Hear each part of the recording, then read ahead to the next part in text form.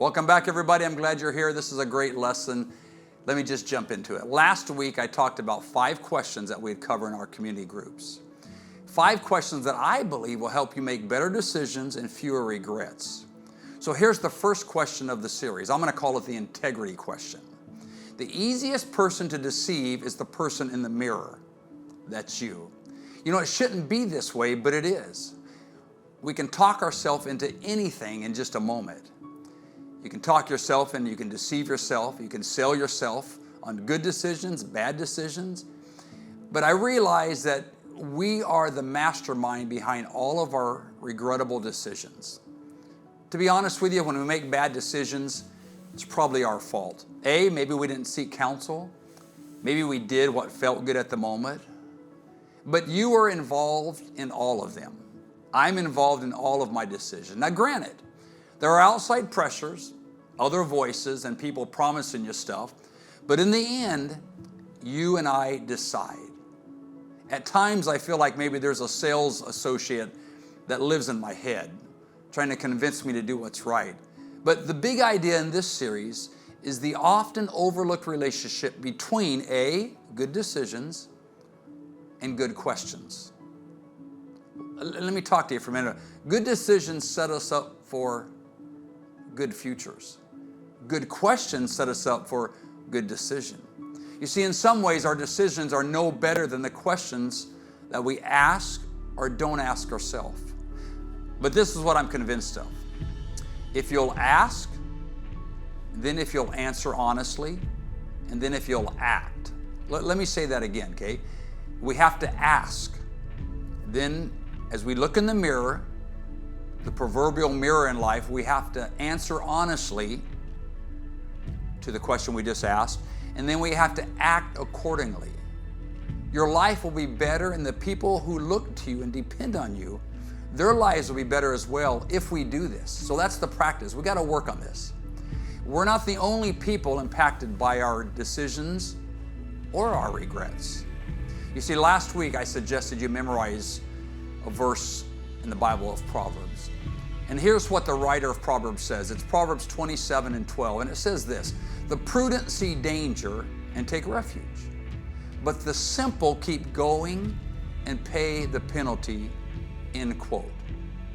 When deciding what to do, wise or prudent, take into consideration the long-term results of the options that you're considering.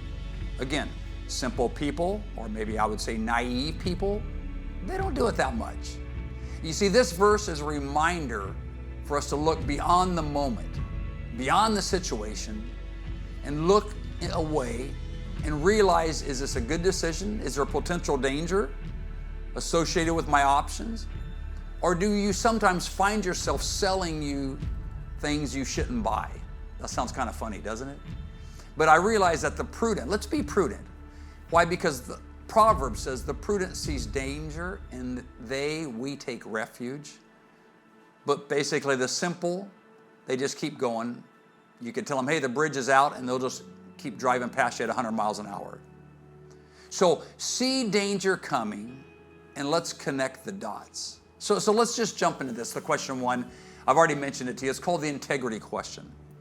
And to introduce it, we need to go back to my opening. The easiest person to deceive is the person in the mirror, which means the most difficult person to lead is the person in the mirror as well. You can't lead yourself well as long as you're deceiving yourself. What am I saying? Just telling yourself whatever you want to hear. So today I'm going to challenge you to fire the dishonest version of you and hire a brand new version of you with this skill set, with this question, an honest version of you, one who will tell you the truth when it makes you even feel bad about yourself. Again, what are we doing? We're looking in the mirror and asking ourselves questions, and we're being honest with ourselves, not thinking about the moment, but thinking about the long-term impact. I know this sounds strange, like I'm advocating it. You need to talk to yourself. I am, but don't let people know, okay? Just do it in private. Because what we do is we justify our decisions because we're never going to make ourselves look bad. If we don't, we're at odds with ourselves. So we're trying to validate. I believe this really, that you can convince yourself of just about anything you want. What you want to do, what you want to buy, where you want to go. But to make better decisions and avoid unnecessary regret, you have to tell yourself the truth. Be honest with yourself. To help yourself make the best decision, you have to be transparent and honest. To decide your way into a better future, you have to develop a habit of being transparent. The first question to ask anytime you're making a decision of any consequences is this: am I being honest with myself? Having integrity with myself. Asking myself, is this going to work out? Is this true? And then the second round of question that would follow up, if I'm going to be honest with myself, is just one word. I'm going to ask myself, really? Let me give you an example right here. Why am I doing this? And then you answer, and then, really? I think when you add really, it makes you slow down. Why am I avoiding them? You fill in the blank, and then you ask yourself, really? Why am I postponing that? You answer, and then ask yourself, really? Basically, really? Am I telling myself the truth? Why do I keep making excuses? Really? So I want you to kind of pad your question of the integrity and ask yourself, really? You see, looking back, you may wonder, what was I doing? What was I thinking? You ever had those moments? It sounded like a good idea at the moment, but oh my goodness, what was I thinking? As it turns out, choosing what's best isn't always that natural. Jeremiah, in his writings, I think, is onto something, and he brings a revelatory thought when he says in Jeremiah 17:9, the heart is deceitfully, that's a good Old Testament term, deceitfully wicked above all things. My heart? Oh, come on, I know Tom Durant's. But the longer I live, I think we would agree, yeah, Jeremiah was onto something. You see, there's a difference between dishonest and deceitful. Dishonest is easy to spot. It's easier to identify than deceitfulness. You see, dishonest is just straight up not being honest. Hey, you're not being honest with me. You're lying. You're embellishing it. But deceitful? Oh, Jeremiah, you take it to a whole new level. You see, deceitful usually includes a mix of the truth, half-truth, and untruth. What I would call a white lie. You see, deceitful is difficult to detect because there's some truth in there. Let me give you an example. Garden of Eden. Eve, the serpent. Hey, don't eat that fruit because you're going to be as smart as God. Well, God knows good from evil. There's a little bit of truth there. Yeah, you'll know that part. The enemy was deceitful. And once we convince ourselves we need something, it's easiest to sell ourselves.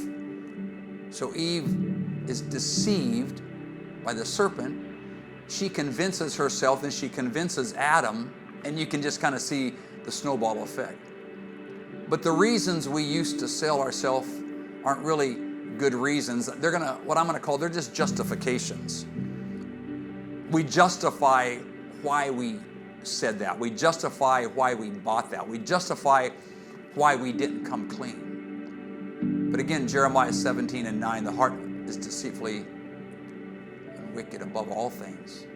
But Jeremiah wasn't done. He kind of wraps it up by stating something that we've all experienced, that it's deceitfully wicked, and then he asks a four-word question. Who can know it? That's a really good question. And I think I would like to think I can know it. Why? Because it's me. I want to practice what I preach and tell you, really? So which explains why we've all said at one point, I don't understand why I did that. What was I thinking? That's why the person in the mirror is so hard to lead, because the person looking back at me sometimes is not truthful. So this week I want to challenge us. I want to encourage us to have a heart-to-heart with yourself in the proverbial mirror. Now, to be fair, I don't expect you to go to the bathroom and go look in the mirror and someone here say, what in the world is pastor teaching in community groups? He's nuts. But in your mind's eye, in your head, be honest with yourself.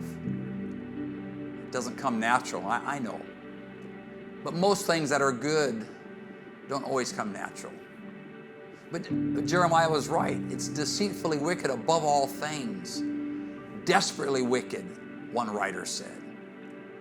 But now you know. You know what to do about it. I'm giving you the tools. And when the prudent see danger or trouble coming, they do something. So I just believe, I don't think I'm naive. I just believe that I'm speaking to prudent people. I believe prudent people attend these groups. I believe prudent people will be here this coming Sunday. So if I'm speaking to a host of prudent believers, that means you're going to do something about it. Because trouble is just one bad decision away. But I got to flip the coin over, flip the script, and say, you know what? Victory is just one good decision away. So it's left up to me, it's left up to you. We will decide. Will I choose a bad decision? Will I choose a good decision? And that depends on how you act and react to the big question, which is the integrity question. Hey, let's see what God will help us do. Again, each week I'm going to unpack a new question. There's going to be 5 by the time we're done, and I'm going to ask you, hey, please put these in your life, and let's live a better life that God's pleased with. I appreciate you being here. God bless all of you.